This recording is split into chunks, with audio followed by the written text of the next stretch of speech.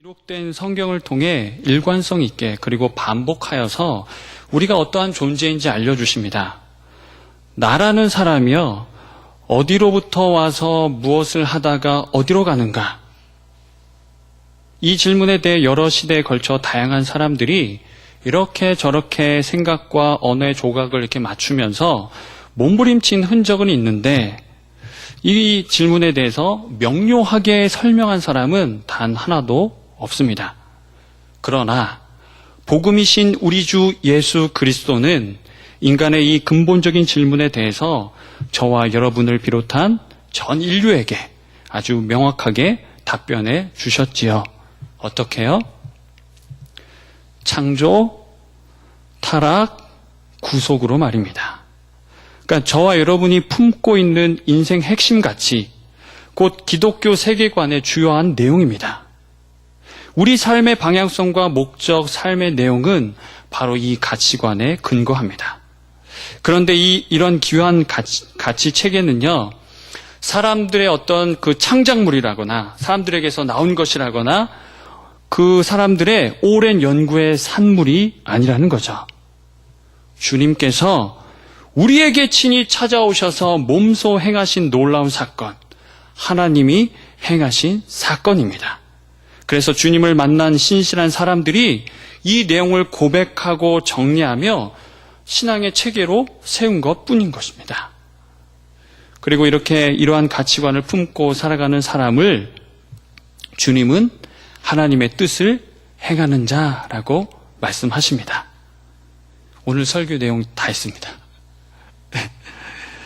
그러면 우리에게 또 이제 이 말씀을 들었는데 이 말씀을 딱 이러한 가치관을 품고 살아간 존재다라고 이렇게 들었는데 그렇다면 이렇게 강력하고 명료한 가치관을 가지고 살아가는 그리스도인 삶이 저와 여러분 그리스도인으로 살아가는 우리의 삶이 왜 그렇게 어렵고 때로 힘겨운 이유는 무엇일까?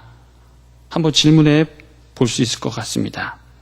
여러 모양으로 대답할 수 있겠지만 요한 사도가 전한 주님의 말씀에 의하면 우리가 품은 복음과 복음적인 삶의 가치를 훼손시키려는 그 실체들을 마주하면 물론 그것들과 싸워야 하기 때문에 그렇다는 겁니다. 그것들이 훼손만 합니까? 주님이 주신 그 영원한 생명, 그 누구도 줄 수 없는, 만들어낼 수 없는 그 영원한 생명을 빼앗으려 하는 거죠. 마음이 원하는 대로 편하게 살고 싶으면, 다시요, 마음이 원하는 대로, 그러니까 내 마음대로, 내가 원하는 대로 또 편하게 살고 싶으면, 요한 사도가 본 서신에 언급한 적그리스도처럼 아버지와 아들을 부인하면 됩니다. 다시 말하면, 하나님 없이 그냥 살아가면 됩니다. 그럼 편하게 살 수 있습니다. 되게 솔깃하지 않습니까? 예. 그런데 우리는 그렇게 할 수 없잖아요. 왜요? 주님이 그 죄의 진창에서 허우적거리는 저와 여러분을 건져내시기 위해서 어떻게 그 자기 생명을 주신지 아니까 그럴 수 없습니다. 그래서 주님은 요한 사도를 통해 우리의 신분, 그 정체성이 어떠하며 또 그 정체성을 가지고 신분을 가지고 그렇다면 어떻게 삶을 살 것인가, 그 삶의 내용은 무엇인가 라고 질문했을 때 그에 대해서 답변을 해주고 계십니다.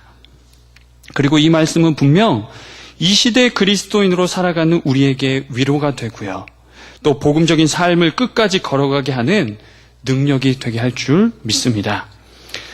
저와 여러분이 본문 말씀 읽었는데 12절에서 오늘 본문을 둘로 나누어서 12절에서 14절까지 먼저 우리 다시 한번 천천히 한번 읽어보도록 하겠습니다. 12절부터 14절입니다. 자녀들아, 내가 너희에게 쓰는 것은 너희 죄가 그의 이름으로 말미암아 사함을 받았음이요, 아비들아, 내가 너희에게 쓰는 것은 너희가 태초부터 계신 이를 알았음이요, 청년들아, 내가 너희에게 쓰는 것은 너희가 악한 자를 이기었음이라. 아이들아, 내가 너희에게 쓴 것은 너희가 아버지를 알았음이요, 아비들아, 내가 너희에게 쓴 것은 너희가 태초부터 계신 이를 알았으며 청년들아, 내가 너희에게 쓴 것은 너희가 강하고 하나님의 말씀이 너희 안에 거하시며 너희가 흉악한 자를 이기었음이라. 아멘. 지금 우리 함께 읽었는데요. 자녀들아 나왔다가 또 아비들아 나왔다가 청년들아 나왔다가 또 아이들아 나왔다가 이렇게 막 대상이 여러 대상 그리고 그 내용이 여러 개인데요. 이렇게 요한 사도가 길게 서술해서 그렇지 이 대상과 대상을 향한 내용을 이렇게 정리해 보면 간단합니다. 첫 번째, 자녀들아, 주님의 이름으로 죄 사함을 받았고 너희들은 아버지를 알고 있다. 이렇게 이야기합니다. 그 다음에 두 번째, 청년들아, 너희들은 악한 자를 이겼다. 이렇게 이야기합니다. 또 세 번째, 아비들아, 너희는 태초부터 계신 이를 알았다. 이렇게 정리할 수 있습니다. 그러니까 계층과 그 대상과 대상을 향한 내용만 이렇게 따로 이렇게 딱 하면 압축하면 이렇게 정리할 수 있는 겁니다. 그런데요, 이렇게 계층별로 자녀들, 청년들, 아비들 이렇게 구분하니까 교회 내 아동부, 청년부, 장년부 각각을 향하여서 이렇게 메시지를 전한 것 같지만 그것보다는 성도 전체를 대상으로 전하는 말씀으로 보아야 합니다. 모든 이들에게 다 해당되는 거죠. 다시 말씀을 드리면 이렇게 할 수 있습니다. 주님의 자녀인 성도 여러분, 주님의 뭐라고요?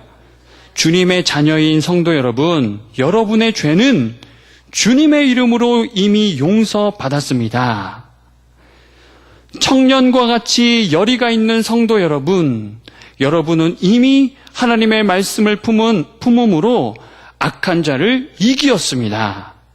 마지막, 아버지와 같이 성숙한 성도 여러분, 여러분은 천지창조 이전부터 계신 그분을 알고 있습니다. 이렇게 정리할 수 있겠습니다.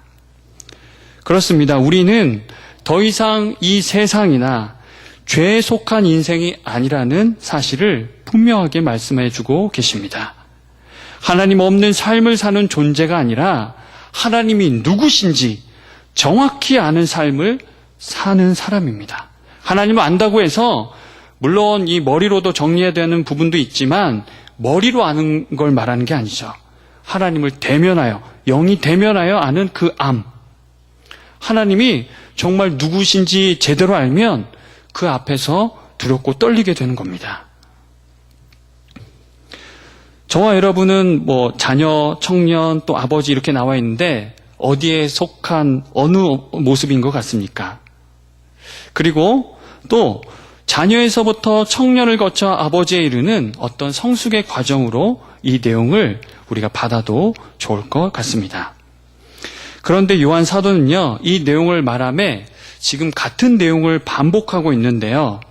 그리고 우리의 그 마음을 계속 터치하는 반복된 문구 하나가 있는데 혹시 발견하셨을까요?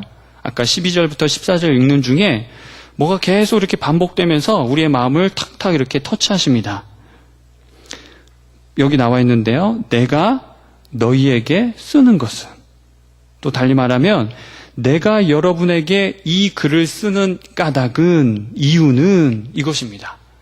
그 메시지를 그냥 이렇게 한번 딱 얘기하고 그냥 내용을 얘기하면 될 것을 계속 그 내용에 앞서서 이 문구를 꼭 넣어놓고 그 메시지를 전하고 있습니다.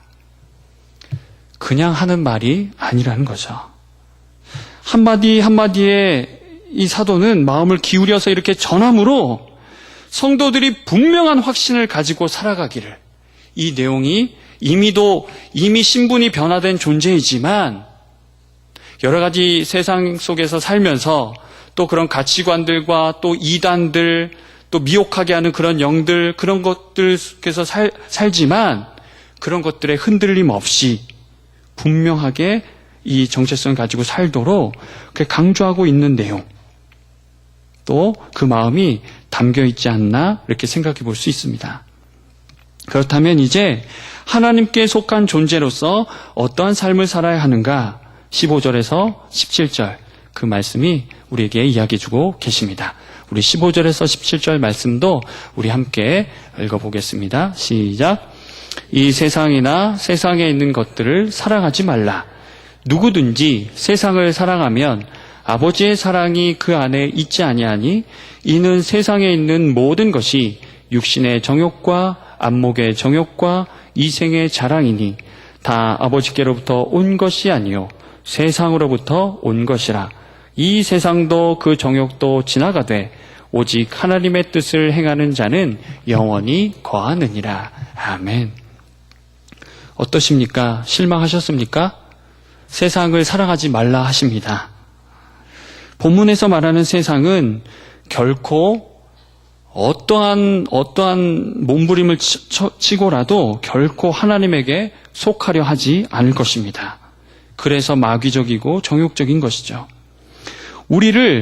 여기서 말하는 세상이 우리를 위하고 유익하게 할 것처럼 이렇게 우리를 구슬리기도 하고 우리에게 이렇게 가까이 오지만 결국은 저와 여러분을 파멸하게 만든다 말씀하십니다. 세상이나 세상의 것을 중심 가치로 품고 살아가는 인생에겐 하나님 아버지의 사랑이 자리할 공간이 없는 것이죠. 그리고 육신의 정욕, 안목의 정욕, 이생의 자랑, 달리 말하면 그 가지고 있는 소유, 그것의 출처는 결단코 아버지에게서 나온 것이다 아니다? 아니다라고 말씀하십니다. 무엇보다 이것들은 영원할 것 같지만 주님의 때가 되면 흔적도 없이 사라질 것이라고 말합니다. 정리하겠습니다. 우리 개인의 심령은 물론 믿음의 공동체인 우리 교회는 이 말씀을 기억해야 합니다. 세상의 가치관이 교회 안에 유입되어서 우리 가정, 우리 개인의 심령, 우리 가정, 우리 교회, 이 교회 안에 유입되어서 우리의 신앙과 정체성을 흔들지 못하도록 해야 한다는 말씀입니다. 우리의 자녀들, 다음 세대 소망입니다. 희망입니다. 다음 세대 이렇게 우리가 구호 외치면서 또 가고 있는데요. 이 자녀들 또한 세상의 가치관과 방법으로 양육하고 세우시겠습니까? 그러면 소망 없습니다. 안 됩니다. 그러면. 그것들이 우리 안에 이렇게 가까이 와서 잠깐 조금 편하게 해준다고 하여서 우리의 신앙을 갉아먹도록 그렇게 부패하게 하고 결국에는 무너지게 만들도록 내버려 두실 것입니까? 조금 크게 얘기해서 좀 안타까울 수 있는데요. 우리의 모임들과 또 그 모임에서 결정하는 그 결정의 내용들, 또 그 방법들을 한번 또 돌아보면 더 다가올 것 같아요. 우리의 모임과 그 결정을 세상의 방법과 가치관으로 채울 것입니까? 곧 있으면 돌아오는 주일날 무슨 절기죠? 맥주감사절인데요. 감사절인데요. 이 맥주감사절, 주님이 허락하신 이 감사절기를 세상적인 것으로 채우시겠습니까? 소망 없습니다. 그렇게 하면 소망이 없습니다. 저와 여러분은 영원한 것을 소유한 존재입니다. 우리 시선을 잠깐만 다시 말씀으로 돌이켜서요. 요한일서 1장 1절 말씀 한번 볼까요? 요한일서 1장 1절 말씀 함께 읽어볼까요? 시작. 태초부터 있는 생명의 말씀에 관하여는 우리가 들은 바요, 눈으로 본 바요, 자세히 보고 우리의 손으로 만진 바라. 저와 여러분의 신앙 그리고 우리의 삶은요, 이론이 아니라 실제입니다. 그리고 이미 오늘 본문에서 말씀해 주신 것처럼 생명의 말씀이신 그 주님을 우리가 듣기도 하고 눈으로 보기도 하며 자세히 보고 믿음으로 우리의 손으로 만졌다. 그렇게 분명하게 선언하고 계십니다. 우리가 그러한 존재라고 분명히 선언하고 계십니다.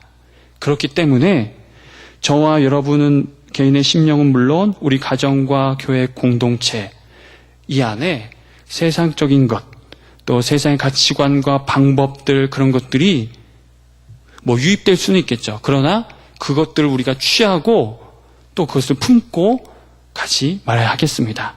그것은 주님이 원하시지 않습니다. 그리고 오늘 2장 17절 마지막에 보시면 이 세상도 그 정욕도 지나가되 무엇은 영원히 거한다 하십니까? 누구는? 오직 하나님의 뜻을 행하는 자는 영원히 거한다 말씀하십니다. 저와 여러분이 그러한 존재입니다. 또한 우리 주님께서는 그러한 존재로 끝까지 살아가기를 원하십니다.